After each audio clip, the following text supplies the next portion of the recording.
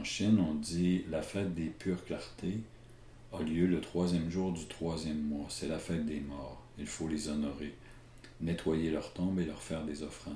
Les ancêtres ne doivent manquer de rien dans l'au-delà. On leur apporte ce qu'ils appréciaient le plus, nourriture, boissons, et on brûle de l'encens. Et on dépose aussi de l'argent factice sur la tombe, donc pas de la véritable monnaie, mais quelque chose qui lui ressemble beaucoup. Donc toute une série de symboles. Vous voyez aussi là, les genres de dragons au haut de la stèle. Toujours en Chine, on dit que certains Chinois choisissent l'emplacement de leur tombe et même parfois la tombe elle-même avant leur décès. Le nom du futur occupant du lieu est gravé en blanc et il sera peint en noir lors des funérailles. Donc ici, quelqu'un vient de mourir puisqu'on est en train de peindre en noir son nom et les informations qui le font connaître. Au cimetière de Grenade, en Espagne, le cimetière de San José. Donc ici, un symbole très simple, tout simplement des fleurs, des œillets, je crois.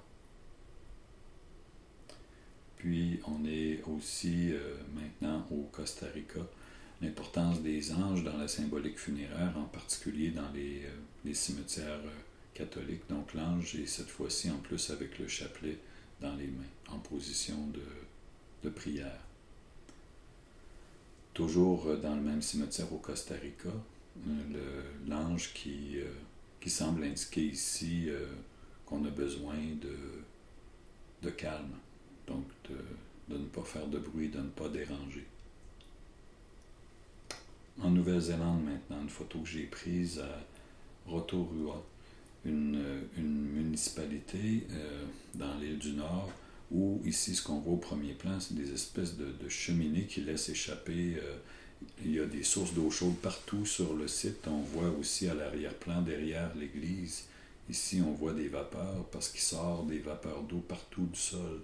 Et si vous remarquez, on ne va pas enterrer les symboles ici, des petites sculptures, on va les retrouver dans d'autres images. Ces sculptures-là sont pour représenter les croyances des Maoris.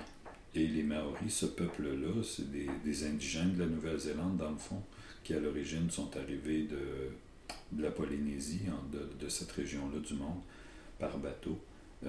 Ils ne veulent pas enterrer leurs morts, justement à cause du sol, de la nature du sol, où il y a beaucoup de vapeur, beaucoup d'eau en ébullition, et même des boues chaudes. Donc on va mettre les morts plutôt en dehors du sol, dans une espèce de caveau. Toujours chez les Maoris à Rotorua, on a ces petites figurines qui représentent des déités ou des divinités maoris. Toujours en Nouvelle-Zélande, dans le même cimetière. Encore au même endroit. Donc tous les tombeaux sont sortis du sol. Toujours dans le même cimetière ici.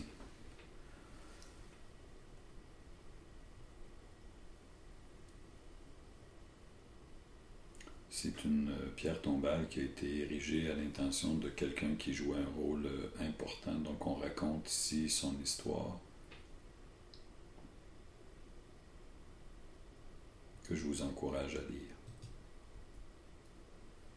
On est toujours dans le même cimetière. Ce qu'on voit de rouge ici sur les tombeaux vient des arbres.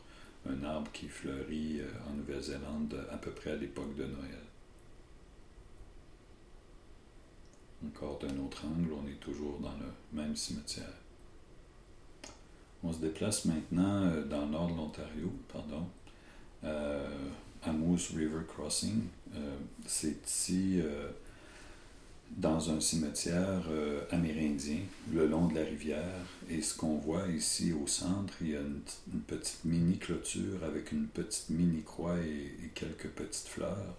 Donc c'est l'emplacement qui indique la mort d'un enfant à la suite d'une fausse couche. Donc un type de sépulture ici très particulier que je n'ai pas vu à beaucoup d'endroits. Maintenant ici, un ami a pris cette photo-là. Il ne se rappelait plus si on était en Écosse ou en Irlande, mais dans les îles britanniques. Et ici, en termes de symbole, on reconnaît la croix celte. Dans un autre ordre d'idée, maintenant, à Halifax, dans les provinces maritimes au Canada, en Nouvelle-Écosse, on a la tombe ici d'un enfant inconnu qui est décédé au moment du naufrage du Titanic en 1912. Donc, en termes de symbole, ici, tout le monde comprend bien à quoi on fait référence. Vous voyez aussi différents objets placés sur sa tombe.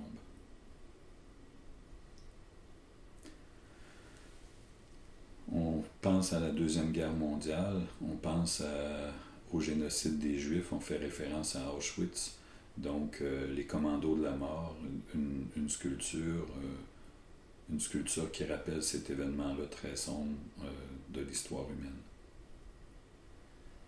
Et au cimetière d'Arlington, aux États-Unis, ici, c'est la tombe du soldat inconnu. Donc quelque chose qui est assez monumental. Ici, on le voit de derrière, mais si on était en bas des marches par devant, ici, c'est quelque chose. Là, derrière, il y a une immense construction. Donc, c'est placé bien à la vue dans le cimetière d'Arlington pour représenter les soldats morts au combat, mais dont on n'a pas pu retrouver le corps, retrouver les traces. Donc, symbole très, très, très, très puissant ici. Donc, c'est tout pour cette capsule vidéo.